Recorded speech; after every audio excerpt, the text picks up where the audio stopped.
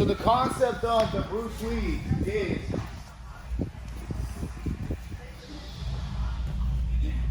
okay, you're hiding your underhook. There's a tendency to want to frame, but you're giving up an underhook here when they're passing. So as he's passing, there's a tendency to do this, and then very easily he immediately gets into an underhook, okay? And he can roll you flat this way. So what we're gonna talk about is to set up the Bruce Lee and to make them fight to get into your triangular space, okay? So what you're gonna do is you're going to make sure that this space right here, which is side control right here, is always guarded by your elbow and knee.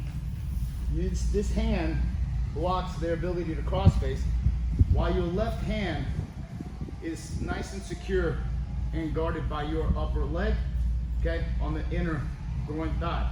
So it's harder for him to get into an underhook. As he passes, you make the whole thing about him passing. And as he tries to get the side control here, he slips off into an underhook, okay? Go the way.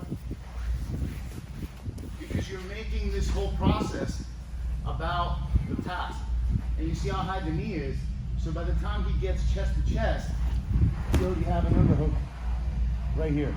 And this hand is guarding the crossface because no head control, no side control, all right?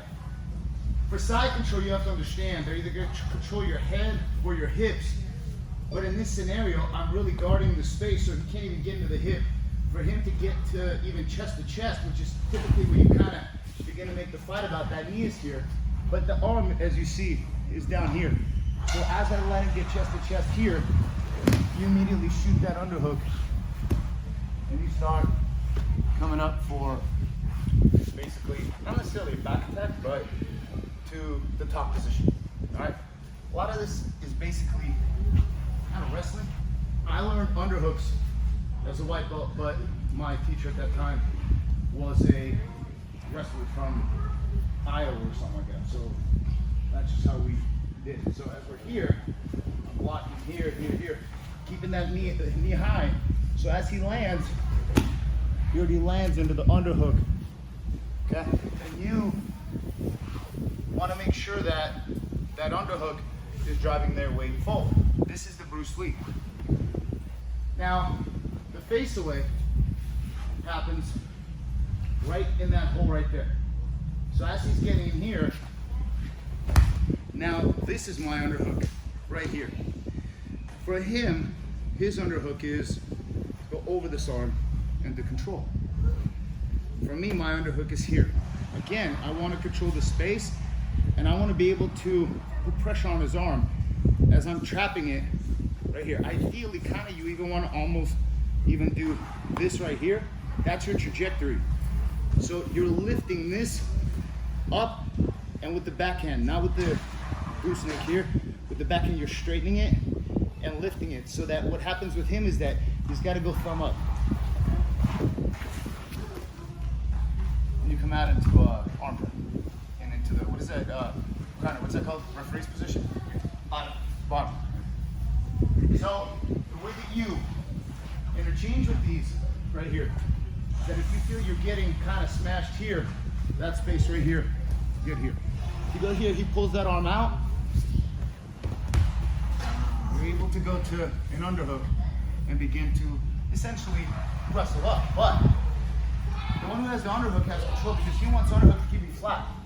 Okay? I cannot give up underhook. So even if we're here, you got path right here. Now I'm putting pressure here.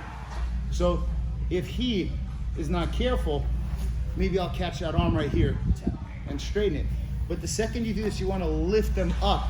And as you're lifting, you're trapping this. It forces him to roll his hand thumb up. And you go into arm drag or just basically headlock, cheap shot, whatever. Does that make sense? So we're just going to talk about the Bruce Lee. And all you're going to do is just understand the reason why this works is because he does not really, he's fixated on getting control of you and going chest to chest. He's not really thinking about getting this arm through. What happens here is as he's passing, if he begins to start trying to get that arm through, he leaves space and there's no pass at all.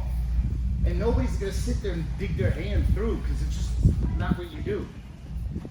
As I'm here, I'm blocking this here. And you see how you essentially slip underneath him. Whether I'm coming up, whatever it is that I'm gonna do, this underhook is not taking off like a turtleneck. It's clamping his hip and driving his weight forward and being able to get to the top as his pressure is going down. Down, down, down. You're corkscrewing to the top. How am I gonna get to my knees from here? It's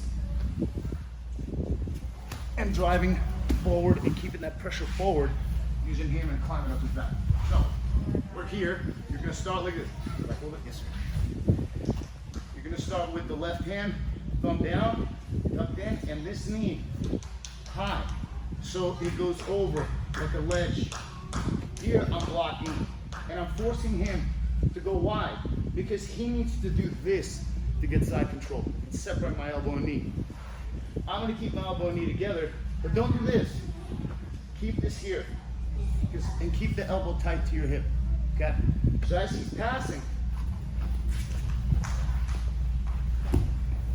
this already gets into the underhook right here, okay?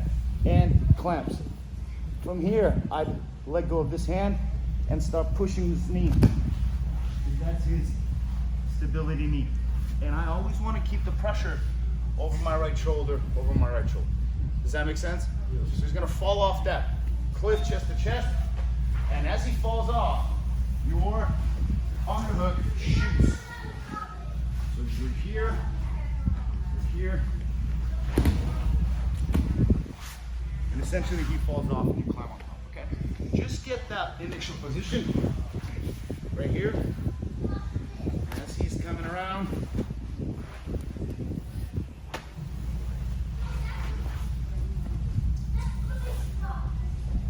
stop resisting. All right, ready, 1, 2, 3.